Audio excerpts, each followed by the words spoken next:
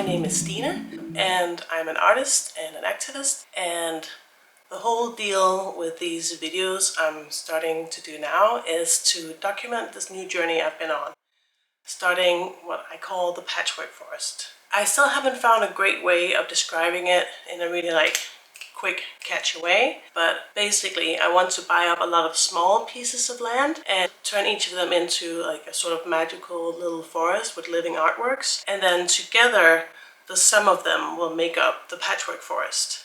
So that's the journey I'm here to take you on. Thanks for being here.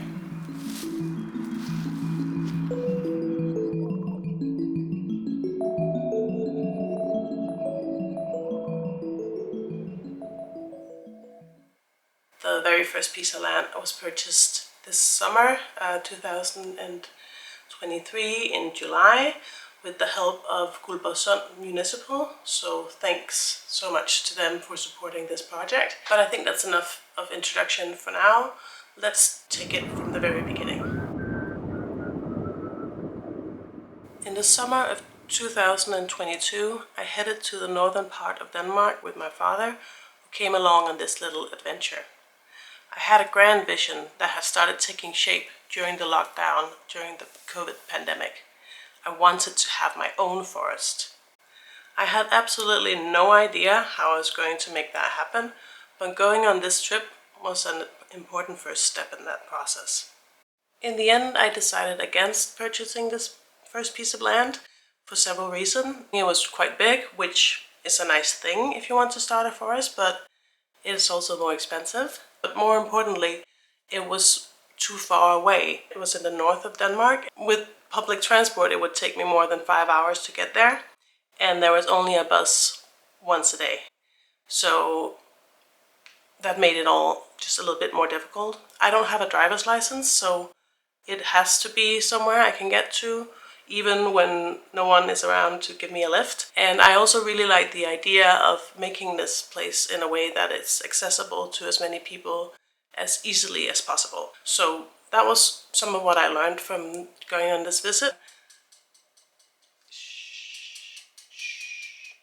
It actually took about a whole year from viewing that first property to buying the one I eventually bought. One of the things that I did that was maybe a little silly to most, but seemed like in a way weirdly natural to me, was to start trying to plant my own trees.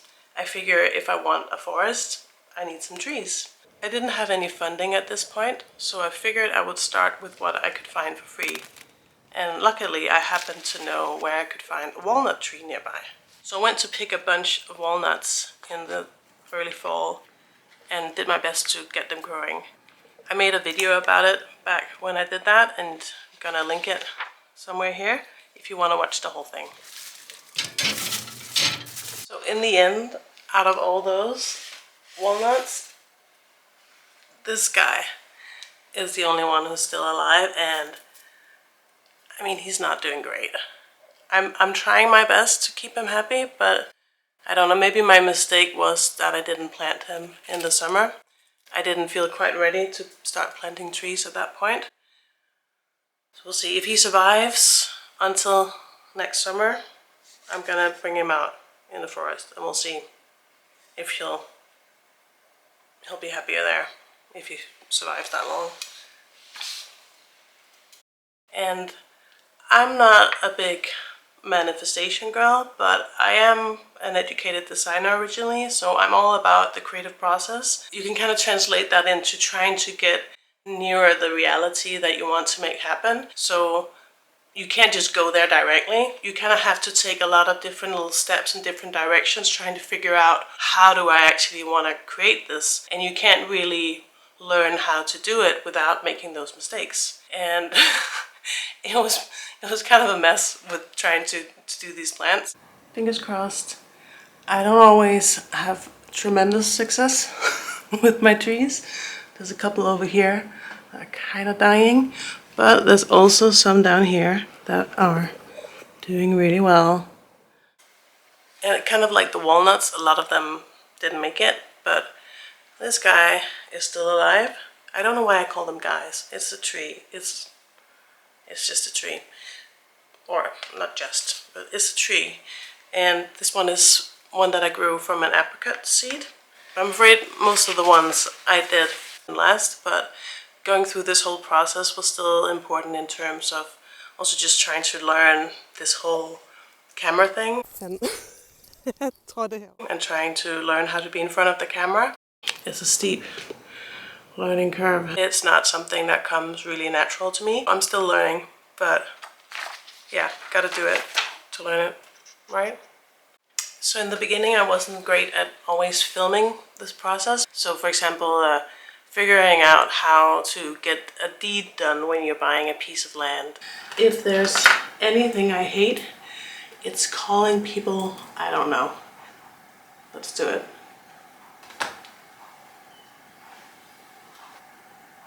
Actually, I can't do this with you watching. It's too much. Writing grant applications and going for meetings with people where it would be really weird to just show up with a camera. Imagine all of that happening, and in the end it worked out. Yeah, I might be buying a teeny tiny piece of land soon. And I was able to buy that first plot of land. It's only one piece of land at this point, so it doesn't actually live up to the concept of being several patches, but it's a one patchwork forest. I'm going to be documenting the journey, trying to start shaping this first piece of land, and hopefully in the next year buying the next plots of land. So I hope you'll stick around. I should probably also tell you to do all those YouTube things, like and subscribe, tell your neighbor, bring your friend. Either way, I'm really happy you're here. Thanks for watching this whole rambling video as I sweat and move around my plants. Thanks for watching, and I hope I'll see you around.